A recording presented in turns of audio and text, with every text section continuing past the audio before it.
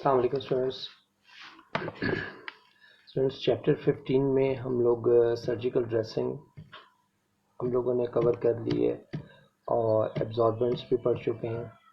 Surgical causes हमने last lecture में पढ़ा था और आज हम स्टार्ट करेंगे बैंडेजेस। बैंडेजेस जो है ना एक्चुअली बोन्स या जॉइंट्स को अगर आपने होल्ड इन प्लेस एक जगह पे रखना हो, मतलब जब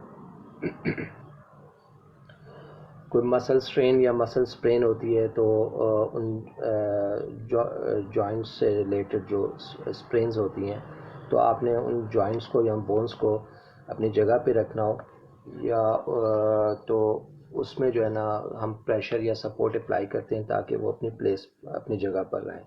तो उसके लिए ये बैंडेजेस यूज़ की जाती हैं। ये डिफरेंट टाइप्स की हैं, इसमें इलास्टिक, इन इलास्टिक और रिजिड टाइप की बैंडेज होती है। हम इसमें अब पढ़ लेते हैं कि सबसे पहले जो है ना इसकी डिफरेंट एग्जांपल्स बताई गई हैं। इसमें गॉज रोलर बैंडेज है, मसलिन बैंडेज है, इलास्टिक बैंडेज है और ट्रायंगुलर बैंडेज और ऑर्थोपेडिक बैंडेजेस हैं।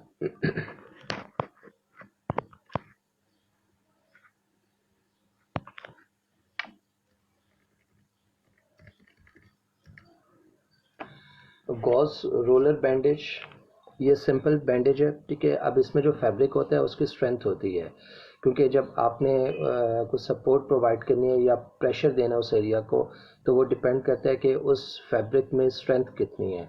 तो जो गॉज रोलर बैंडेज है इसकी स्ट्रेंथ जो होती है ना वो इतनी ख़ास नहीं होती, मतलब ये ज़्यादा जो है ना सब प्रेशर अप्लाई नहीं कर सकता। तो ये उन जॉइंट्स के लिए जो कि ज़्यादा मूव हो सकते हैं, मूवेबल जॉइंट्स के लिए जो है ना ये यूज़फुल नहीं होती बैंडेज।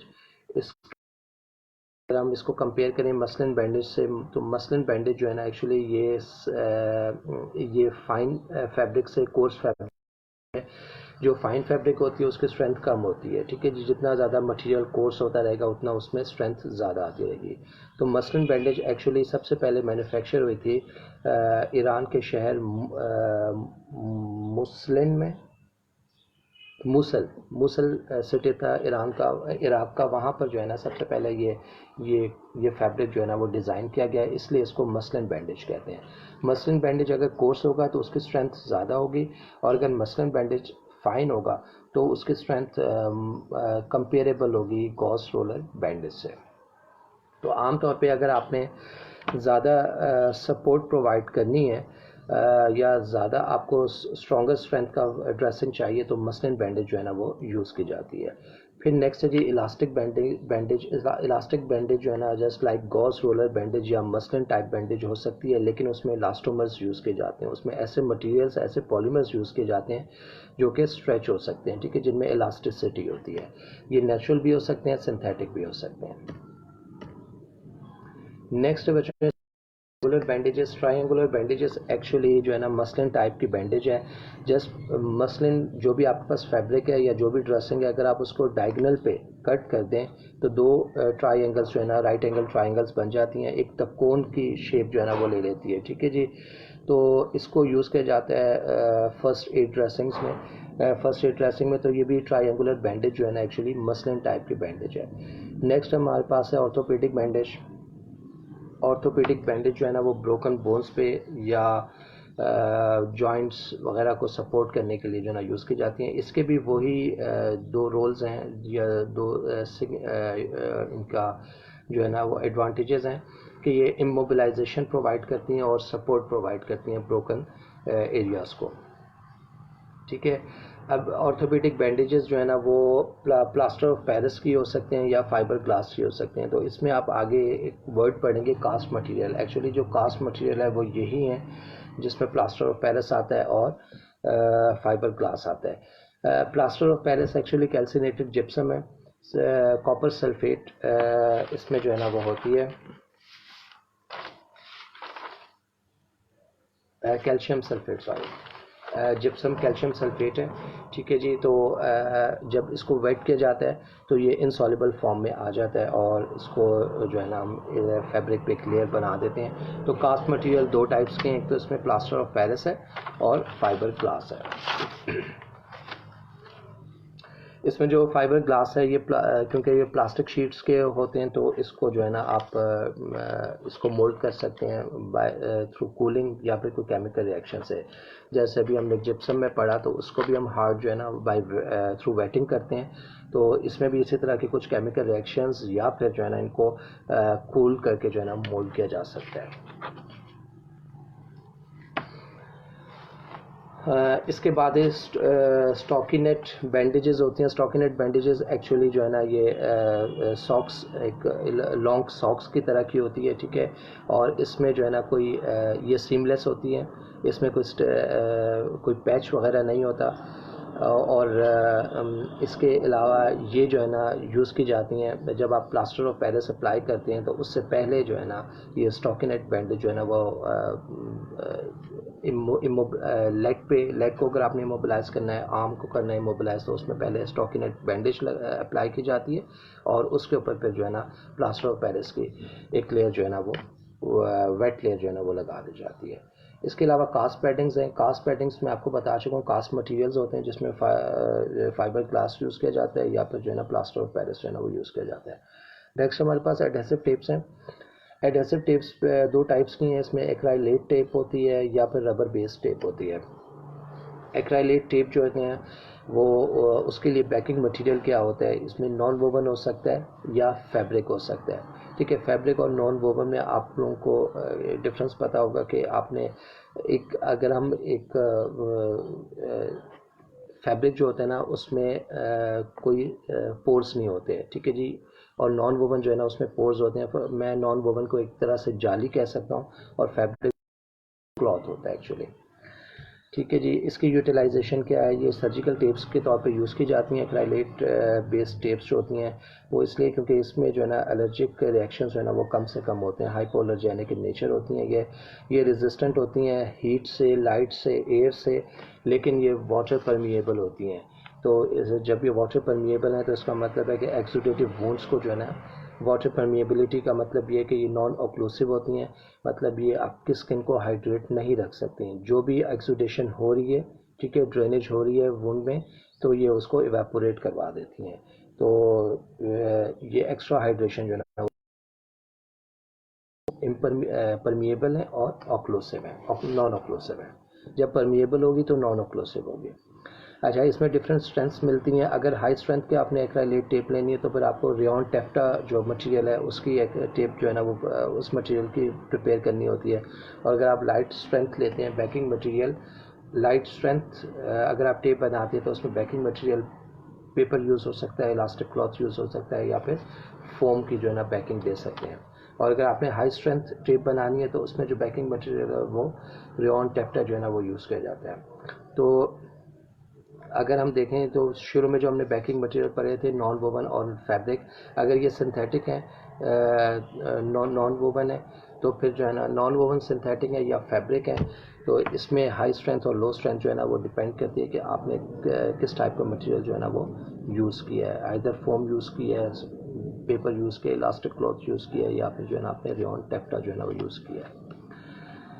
अच्छा, इसमें एक्रेलिक टेप्स जो है ना जब आप इसको रिमूव करते हैं तो स्किन पे ना ये एक इम्प्रेशन जो है ना वो बना देती हैं कि किस एरिया पे जो है ना ये लगी थी, ठीक है। तो आप जब इस एक्रेलिक टेप रीअप्लाई करते हैं तो आपके लिए ये आसानी होती है कि आप उस वुंड को जहाँ पर आपने पहले इस एक्रेलिक टेप को प्लेस किया होता है तो उधर ही आप इसको दोबारा से प्लेस कर सकते हैं, और इससे जो वुंड है उसकी रिपेयर जो है ना वो डिस्टर्ब नहीं होती। मतलब ये ऐसे नहीं होता कि आपने पहली टेप जो है ना वो आपने किसी और जगह पे लगाई और दूसरी टेप जो है ना वो आपने गलती से वुंड पे लगा ली, तो ये जो है ना एक इम्प्रेशन जो है ना वो छोड़ देती है। आपने सनी प्लास देखा होगा, जब सनी प्लास उतारते हैं तो वो एक इम्प्रेशन जो है ना वो दे देता है कि आपका जो है ना टेप कहाँ पर लगी थी और जो उसमें एडहेसिव मटेरियल है, जो फैब्रिक है, वो कहाँ पर था।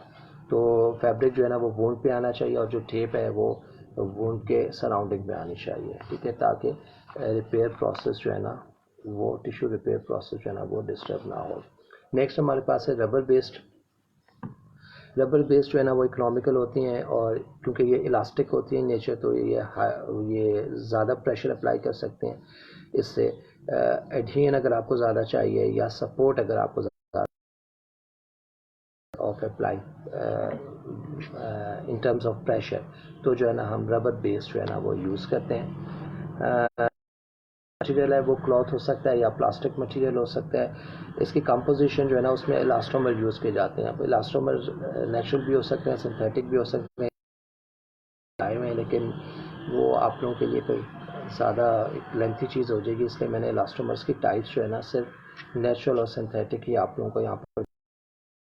एलर्जिक रिएक्शंस जो है ना वो हो सकते हैं, जिसमें रिदीमा है, पेप्यूल्स बन सकते हैं, एडिमा हो सकता है या वेजिकल्स फॉर्मेशन हो सकती है। इसके अलावा इचिंग और डेस्क्रिमेशन हो सकती है।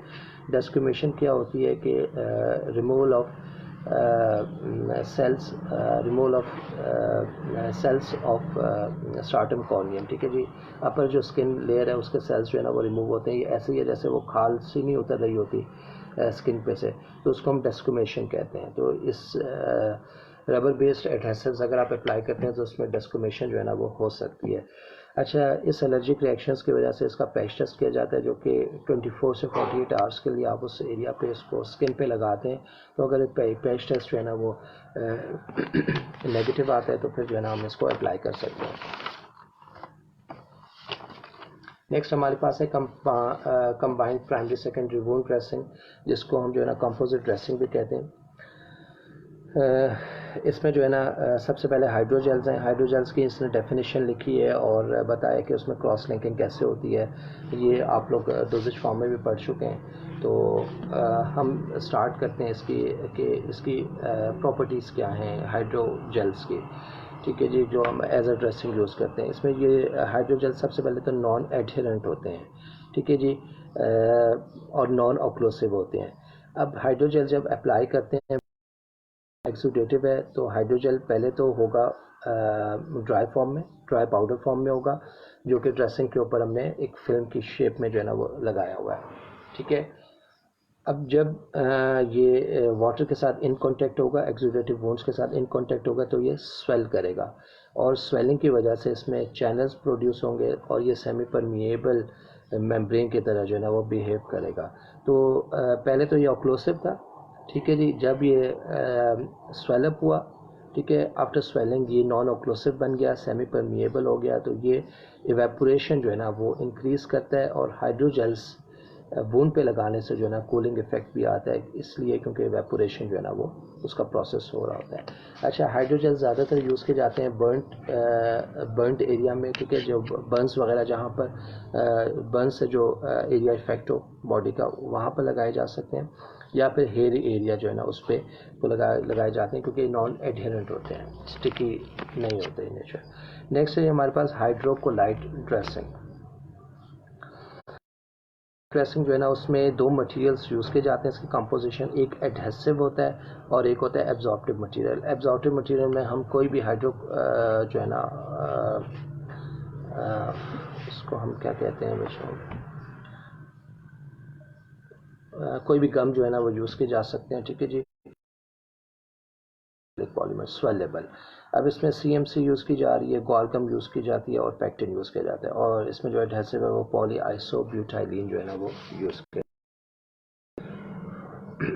एक इसमें टर्म यूज़ की गई है वेट टैक और ड्राई टैक। एक्चुअली टैकिंग क्या होती है? टैकिंग है जी ability of a material to stick on a skin, stick on to skin या ऑन टू एनी सरफेस।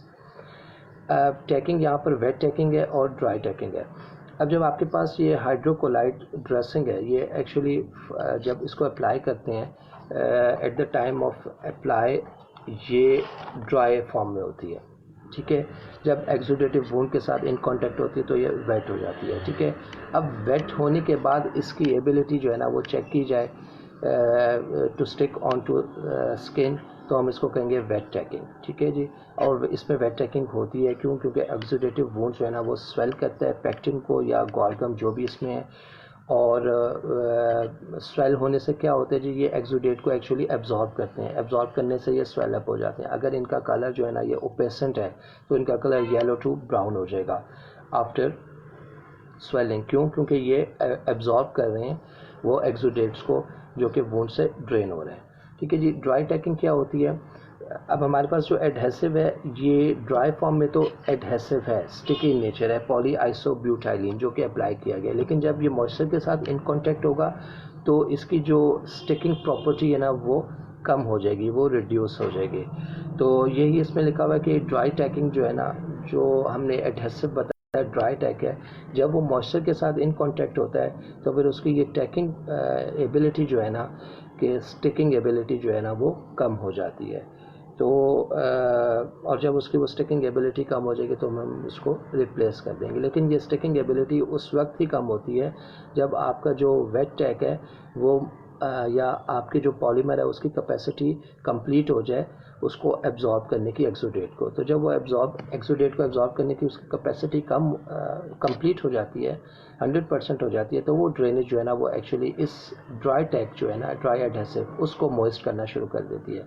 और इसके मॉइस्ट होने की वजह से वो जो एडहियन है वो रिड्यूस हो जाएगी, वो कम हो जाएगी, और उससे जो है ना आपका जो भी ये टेप है ये वहाँ से लूज़ हो जाएगी सही से। नेक्स्ट हमारे पास है जी कैल्शियम एल्जिनेट बेस्ड ये ड्रेसिंग। कैल्शियम एल्जिनेट एक्चुअली जो है ना ये हमारे पास पॉलीमर है जो कि एल्जिनिक एसिड का जो है ना, या हम ये कहते हैं कि it's a salt of alginic acid. ठीक है जी। एल्जिनिक एसिड ब्राउन एल्जी से जो है ना वो एक्सट्रैक्ट किया जाता है, आइसोलेट किया जाता है, और उसको जो है ना कन्वर्ट किया जाता है कैल्शियम एल्जिनेट में। एक्चुअली ये आयन एक्सचेंज जो है ना वो एक प्रोसेस होता है। इसमें कैल्शियम एल्जिनेट ड्रेसिंग जो है ना जब एक्सुडेटिव वुंड के ऊपर लगाई जाती है तो वुंड जो है ना उसमें सोडियम आयंस होते हैं। ठीक है जी। वुंड्स या जो ड्रेनेज फ्लूइड है उसमें सोडियम आयंस ज़्यादा होते हैं, तो वो सोडियम आयंस जो है ना वो कैल्शियम एल्जिनेट के साथ रिप्लेस हो जाते हैं। तो पहले आपने लगाया था कैल्शियम एल्जिनेट, तो वो कन्वर्ट हो गया सोडियम एल्जिनेट में, और वो जो सोडियम एल्जिनेट है वो स्वेल अप होगा, और स्वेल होने की वजह से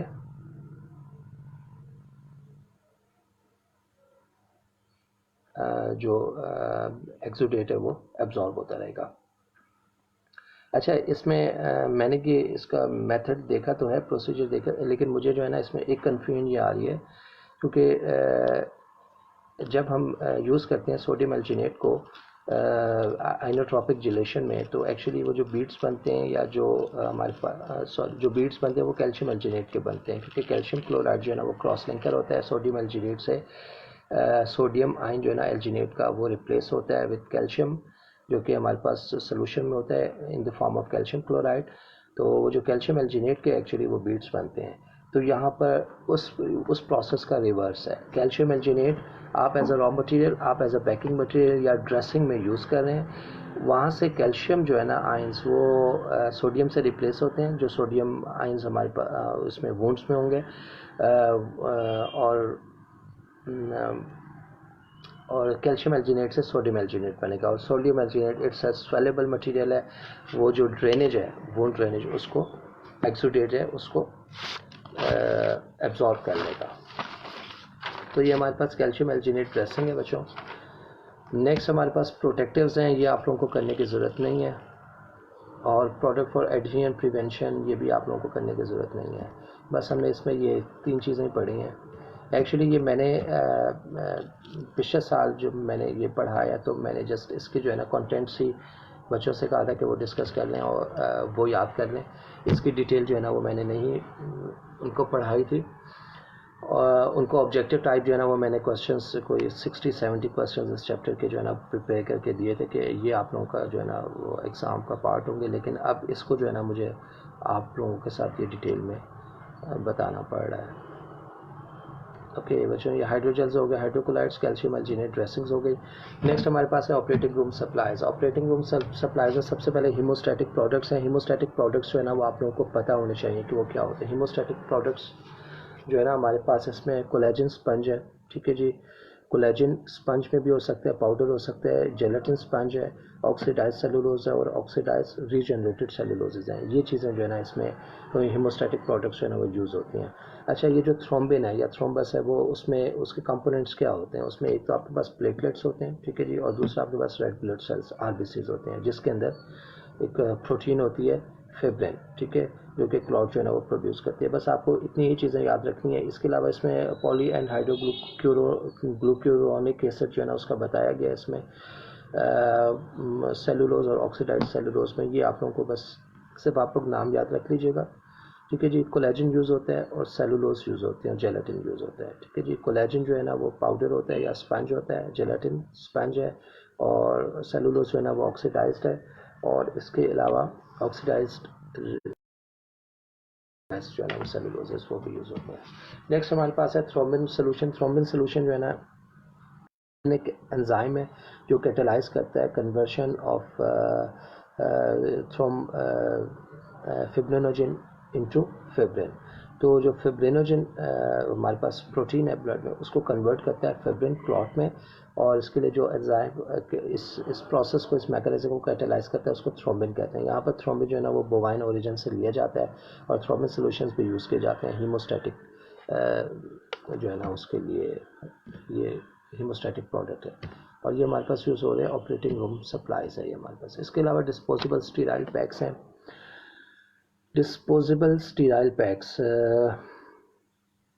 ये और फेस मास्क, ये आप लोगों को करने की ज़रूरत नहीं है। ठीक है जी। नेक्स्ट हमारे पास सोचर्स, लिगेचर्स एंड दियर मटेरियल्स हैं। ये हम इंशाल्लाह इसको भी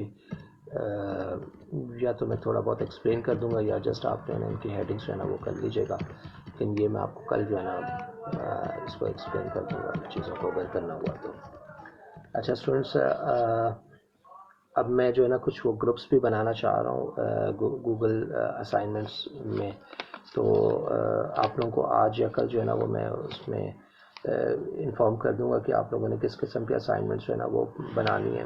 वो असाइनमेंट्स भी होंगी और कुछ जो है ना आपके पास ये जो हमारे ये चैप्टर्स हैं आप इनको जो है ना वो रिपीट भी कर देंगे, तो वो भी जो है ना मैं आप लोगों को इंशाल्लाह आज प्रिपेयर करके ये चीज़ें कल आप लोगों के साथ शेयर कर लूँगा।